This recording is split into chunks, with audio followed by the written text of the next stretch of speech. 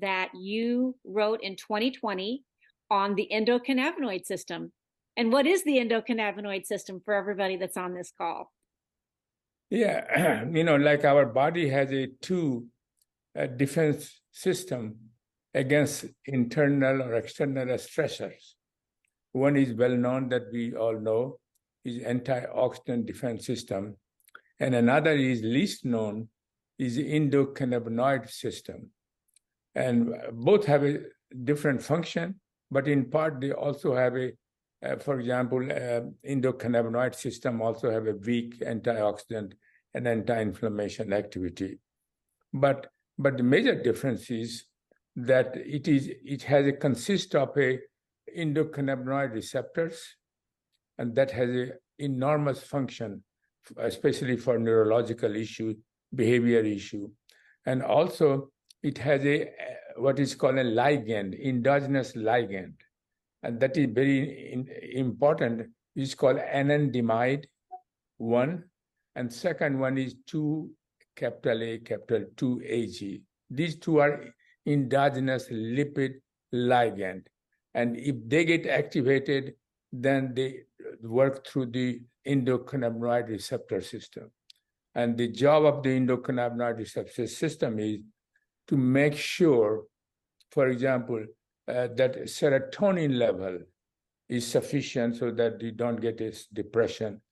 Dopamine level, make sure it is sufficient so that you feel happy. And also release of glutamate, because that creates also a lot of anxiety, hyperactivity, and these job cannot be done by antioxidant. Antioxidant can protect against the toxicity of the glutamate, but it cannot prevent the release of the glutamate. So that is a distinction between the antioxidant and CBD. And therefore, the combination that we have approached is the best one. And so what CBD does, normally to activate receptors, you have to activate first anandamide and 2-AG, and they have enzyme. You have to artificially do it. But some of those synthetic ones that can increase the ligand, like anandamide or 2-AG, are toxic. But CBD is the only agent which directly activate endocannabinoid receptor system, and then they do their job. Not only that, CBD also have a direct effect on the make sure that, for example, endocannabinoid receptor R1 is the one which is in neuron, and R2 is mostly in immune cell, peripheral immune system.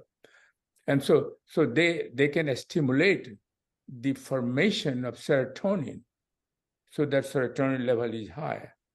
But CBD also acts directly as an inhibitor of serotonin reuptake, because if serotonin gets uptake in the cell, they get metabolized and the level will go down.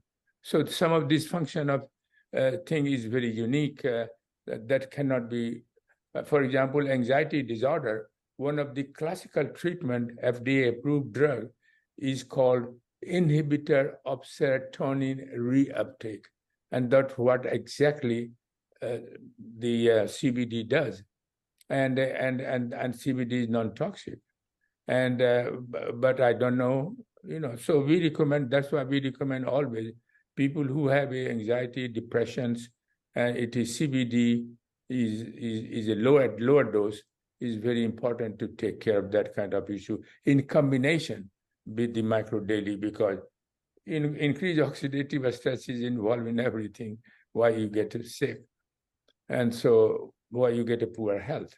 And so these are the major distinction. And normally, if you have a smaller stressor in your body, the antioxidant system will increase and endocannabinoid system will enhance their receptor activity and then take care of that.